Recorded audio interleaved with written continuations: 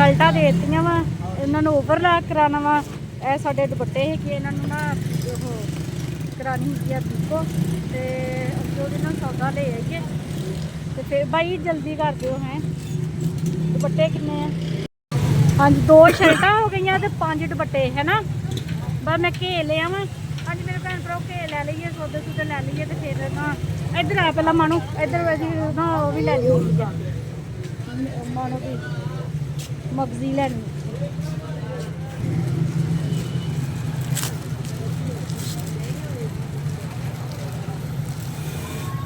हाँ सही है चाका था ना साइडा से मेच के दे दो 3 कर चलो ठीक है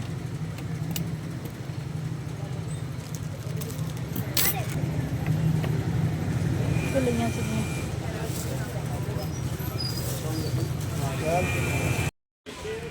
चीनी किलो चीनी दे दो 2 किलो के अम्मा नू सुक्का धनिया कढ़ सुक्का धनिया उधर लैके गई है इन्ना गंदा सुक्का धनिया वा ना भी धनिया घाटा तो बिच हो ज़्यादा वा ये वापस कर दो मनो उधर रख दे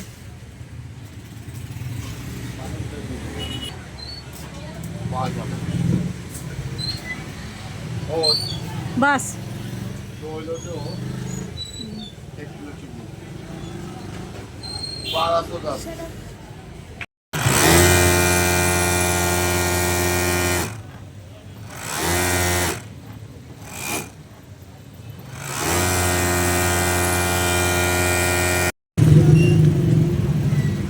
लो भाई पैसे ठीक हो गया चलो मानो जी चलिए वाइटनिंग कैप्सूल दे दो भाई 4 वाइटनिंग कैप्सूल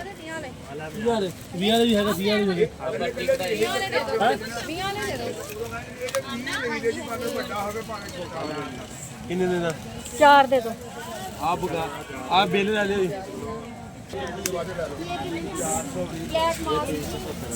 पैसे किन्ने बने भाई 410 रुपए बोर 410 बडोड़ा पाउने ते सुरभी हेलो भाई आ लियो जी 410 भी चीज़ां ले लिया वा ठीक है जी ये साड़ियां चीज़ां हो गई आ जहाज दा सामान ही हां जहाज दा सामान लियो मनो रख हाँ जी मेरे भैन भ्रो बनैन भी लै ली जैकेट पापा वास्ते है वाली ठीक है जी सौदे लै ले मानू ने चूड़ियाँ भी लै लिया है मतलब घर जाके अपने भैन भरावां नूं दिखांदे है ठीक है जी 2000 years later तवी दे उत्ते छिट्टां पै गईयां होईयां ना देख लो जंगाल लग गया है वा ऊपर नूर आई सी रख दी सी ना तवी हाँ जी मेरे भैन भराओ ना मौसम इन्ना प्यारा होया वा ठीक है जी तो बाज़ार गए सीगे बाज़ारों दी आए इन्नी थकावट हुई सी इन्नी गर्मी सीगी ना तो उदा हवा तो चलन डई सी फिर आ गए नहा नहू के ना जेड़े समान समून लियांदा सी वो सांभिया हैगा वा तो फिर हुण हांडी रोटी की समझ ही नहीं आती सी भी पकाना की हैगा वा की पकाइए अज फिर मैं ना नवे आलू ले आई मैं कहा चलो अज ना आलू अदरक पकाते है तो ना पता नहीं की गल हैगा वा बोल नहीं होण डिया थोड़ा जिहा भी बोलदी है ना तो पिछे पट्ठियां नूं ना खिच जी पैण डई दर्द होण डई आ तो रोटी पका लीए तो फिर सैरा कोलों ना मैं बीपी चैक करांदी हैगी आ तो मौसम बहुत प्यारा होया जो बाज़ारों असीं वापस आ गए तो फिर बारिश हुई सीगी बहुत सोहनी ठंडी ठंडी हवा चलन डई हैगी तो साडे इधरले बन्ने भी मकान जिहड़े बने हैगे मैं अपने भैन भरावां नूं दिखावांगी तो उन्हां दे ना हुण लैंटर पैण लगा हैगा वा बाहर ना सरिये वगैरह पए हैगे आ रेता पिया हैगा वा तो बजरी पई हैगी आ तो जो लैंटर पएगा मैं अपने भैन भरावां नूं सारिआं नूं दिखावांगी तो देखो ना असीं जदों आए सीगे सिर्फ 2 घर सीगे तो माशाल्लाह हुण रौनक लग गई हैगी आ वो सामने भी डबल मंजिल मकान बन गए हैगे आ उधर भी बनते पे भी मकान बन गए हैगे आ तो रौनक हो गई हैगी आ ठीक है जी तो हुण तो माशाल्लाह साडी पूरी गली दे विच भी सारे घर आ गए हुए कोई घर नहीं हैगा जिहड़ा भी खाली होवे माशाल्लाह सारे घरां दे विच ना रहायश हो गई हैगी है तो रौनक तो हजे इन्नी दिल नहीं लगन डिया हैगा क्योंकि भी अपना साडा उधरला जिहड़ा महल्ला सी ना उहदी ते फिर क्या ही बात सीगी इन्ना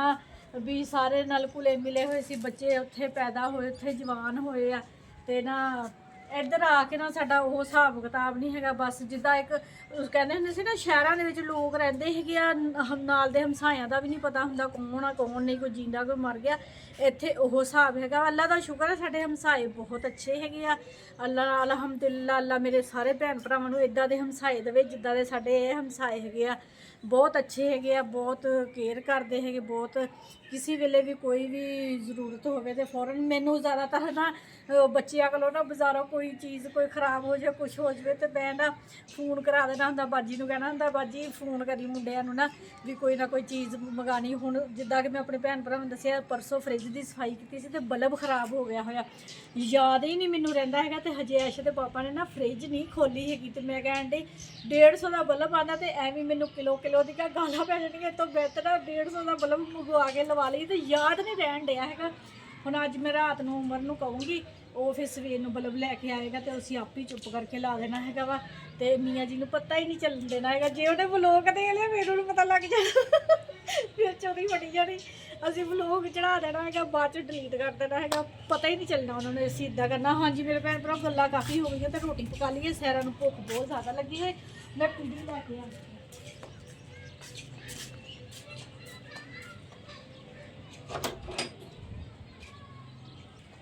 ਹਾਂਜੀ ਮੇਰੇ ਭੈਣ ਭਰਾ, ਸਾਡੀ ਪੀੜੀ ਟੱਟ ਗਈ ਆ। ਦੇਖੋ ਗਰਮੀਆਂ ਦੇ ਵਿੱਚ ਨਾ ਪੀੜੀ ਉੱਤੇ ਛੱਤ ਤੇ ਬਾਹਰ ਹੀ ਪਈ ਰਹਿ ਗਈ 1-2 ਵਾਰੀ ਤੇ ਹੁਣ ਹੋ ਗਈ ਸੀਗੀ ਟੁੱਟ। ਤੇ ਇਹਨੂੰ ਹੁਣ ਅਸੀਂ ਨਾ ਨਵੀਂ ਬਣਵਾਉਣਾ ਹੈਗਾ ਵਾ।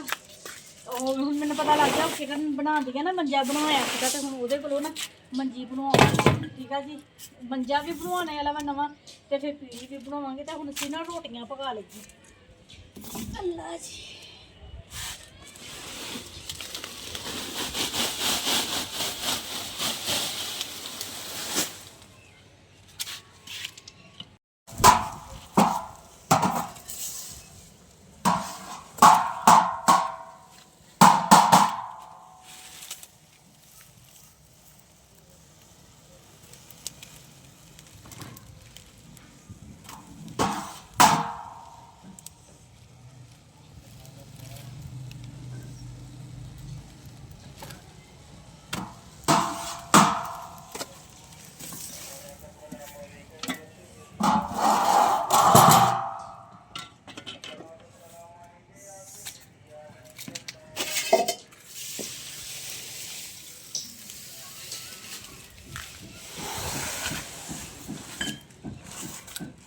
ईद वास्ते कपड़े लियाने तो गवा के गए।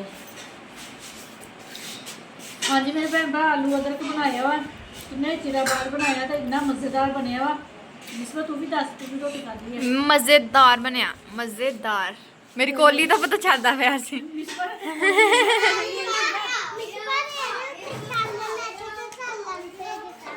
की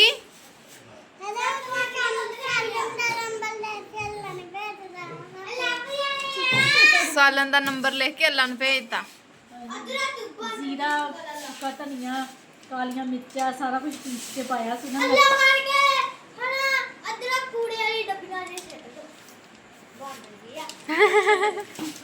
मां नो अदरक भी पसंद है। जा तू ही मर जा। लहसुन तो बगैर तो हंडी नहीं सोनी लगती है। अदरक लहसुन नहीं छड़ सकती मैं। मेरे मुंह से अदरक है, मैं पूरी गुड़की कर रही हूं।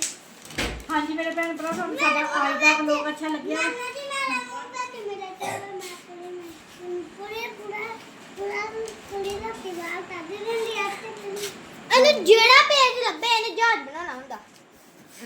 हाँ जी मेरे भैन भरा, तुहानू साडा आज दा व्लॉग अच्छा लग्या तो लाइक करो, सबसक्राइब करो, घंटी का बटन लाजमी दबा लिया करो। ते हाँ जी मेरे भैन भरा, जिथे जिथे रह रहे, जेड़े जेड़े मुल्क च रह रहे, मैनू देख रहे या खुश रहो, शाद रहो, आबाद रहो, हमेशा हसदे ते मुस्कुराते रहो। ठीक है जी, अपनी दुआओं च मैनू याद रखियो, मैं भी अपनी दुआओं च अपने भैन भरा याद रखती। मैनू दिओ हुण इजाजत। अल्लाह हाफिज़।